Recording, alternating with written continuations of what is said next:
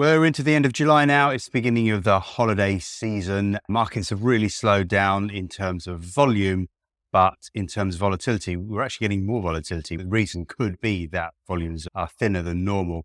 I did warn my subscribers about this on the 23rd of July, and then on the 27th of July, the market went absolutely bananas. So in the stock markets, the Dow Jones reached 35,843, and then we collapsed to 35,346. So we collapsed over 500 points just on Thursday as worries about interest rates resurfaced, with a very strong US GDP number, who was expected at 1.8%, came out at 2.4%. So clearly there is a lot of strength still in the US economy, despite the fact that we have the highest interest rates since 2001.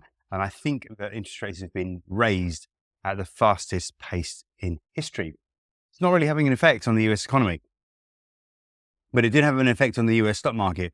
Investors panicked a little bit on Thursday. Interest rates could go higher, or at least stay high for a significant period of time. Now, we did get a recovery on Friday, and we've opened here on Sunday night, Monday morning, mostly unchanged from Friday night. The big question is, does this bearish engulfing candle start declines in the US stock market? We broke out of this irritating sideways pattern now in the Dow. This sideways channel started in November last year, and we only broke out in mid-July. Are we going to see some decent follow through to the upside, or will we turn around and retest the trend line, which is at 34,750?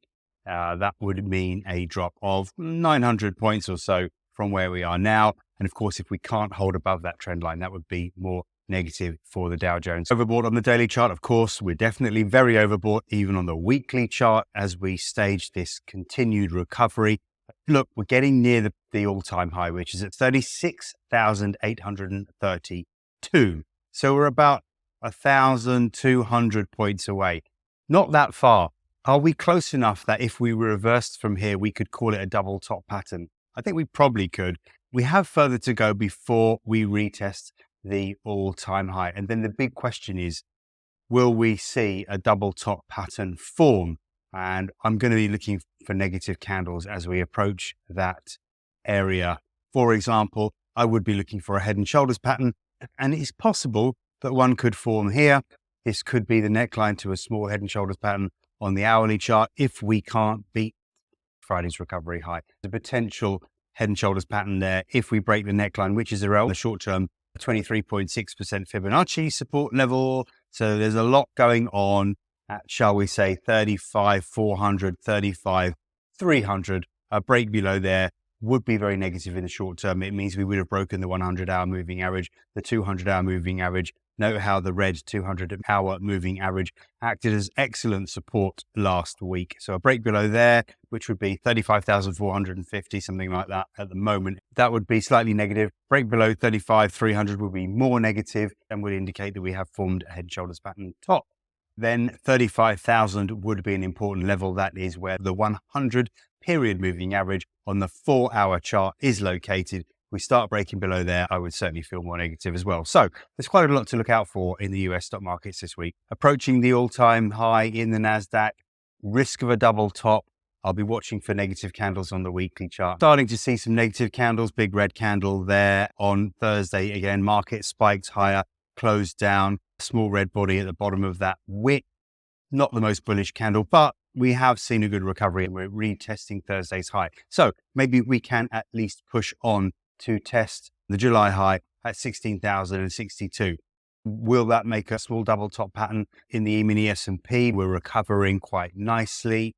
Nothing else on the weekly chart that suggests the market is about to reverse, apart from a severely overbought.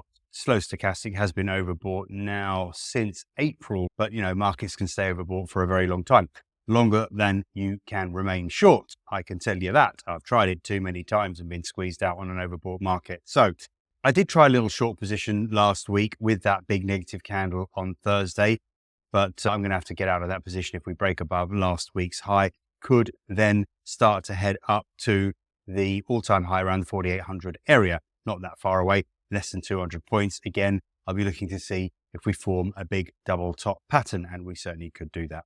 Now, in the short term, the S&P looks solid as long as we hold above, let's say 45.90 down to 45.70. That is a support area. I'm taking that from the 100 and 200 hour moving averages. And you can see this 23.6% fibs level that I've got there, coupled with the trend line that goes back to June. So yeah, this is a good support area. Start breaking below 45.60. I'm going to be a bit more negative in the short term. If we do break lower, a move to 45.35, 45.30 would be expected. And if we break below there, that's certainly going to look even more negative because we would have broken the 500 hour moving average. Those are the levels you need to be looking out for if you're expecting the market to turn around and head lower. I just want to let you know that I'm recording a 5-day challenge that deals with psychological aspects of trading, the most important part of trading. A lot of you traders out there spend an awfully long time searching for that holy grail strategy that's going to make you money week after week after week, when really the most important aspect you need to deal with is the psychology of trading. And this is something I'm going to work very hard on throughout August and have something for you to work through in a 5-day challenge in September. So please do join my free Telegram group so that you'll get notifications of when that is released. Link for that group in the description box below. Don't miss it.